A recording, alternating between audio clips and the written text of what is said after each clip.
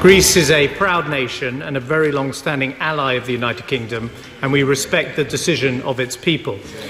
But there is considerable uncertainty about what happens next. We need to be realistic.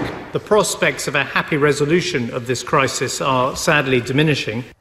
There are two appropriate proverbs attributed to various Greek philosophers. The one that says, "It is better in times of need to have a friend rather than money," and the one that intones, "Painless poverty is better than embittered wealth."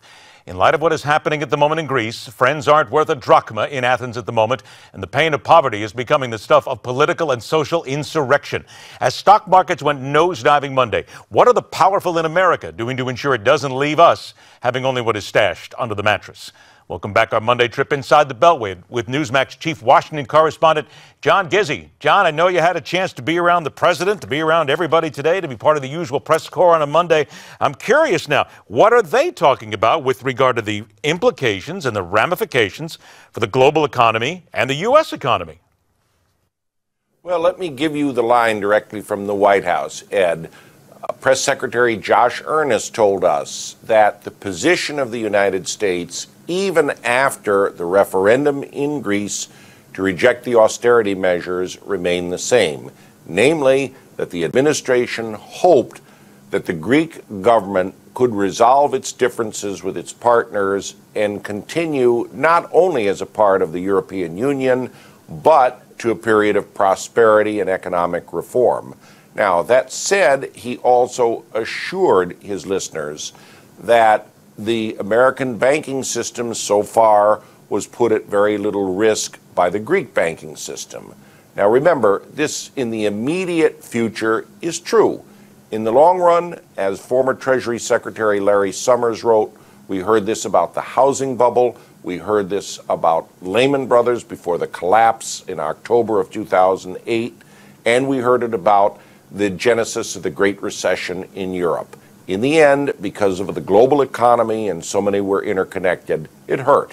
You just mentioned three disasters economically that did affect the United States, that were right here in our pocketbooks.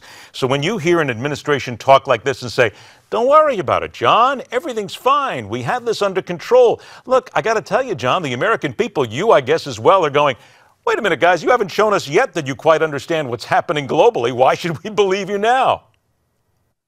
Well, what I measure as my guideline on this, Ed, are the questions at the White House. There was a time when Greece was only brought up sporadically. As we drew closer to the referendum on Sunday and whether Athens would opt for austerity or, as Prime Minister Tsipras wanted, their own plan, his own agenda, the number of questions skyrocketed. Today it was the dominant topic at the White House. I'd say we're going to hear about Greece for a while at this point.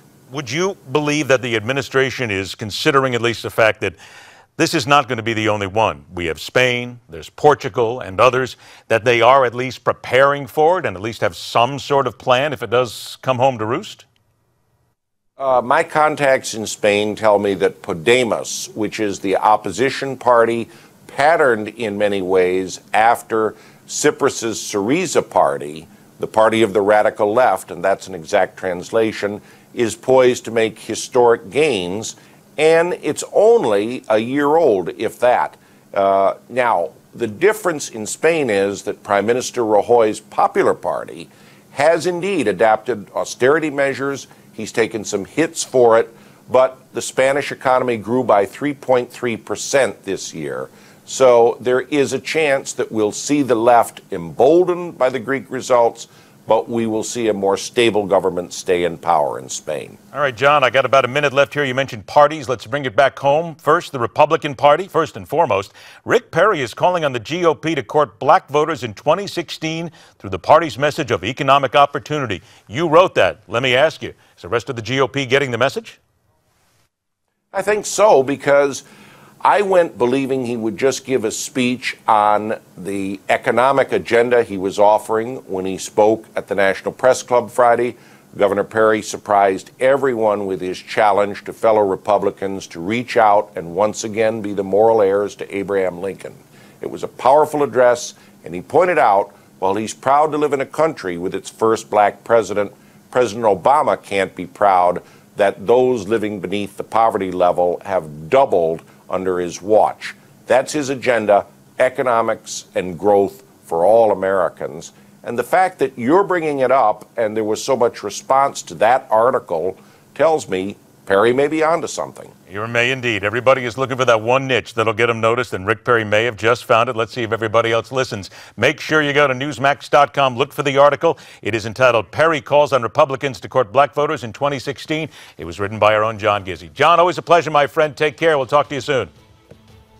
I look forward to it, Ed. All right, take care. Coming up next, an American dream paying back what, at one time, was simply put an American nightmare that so many professionals just couldn't get out of their minds.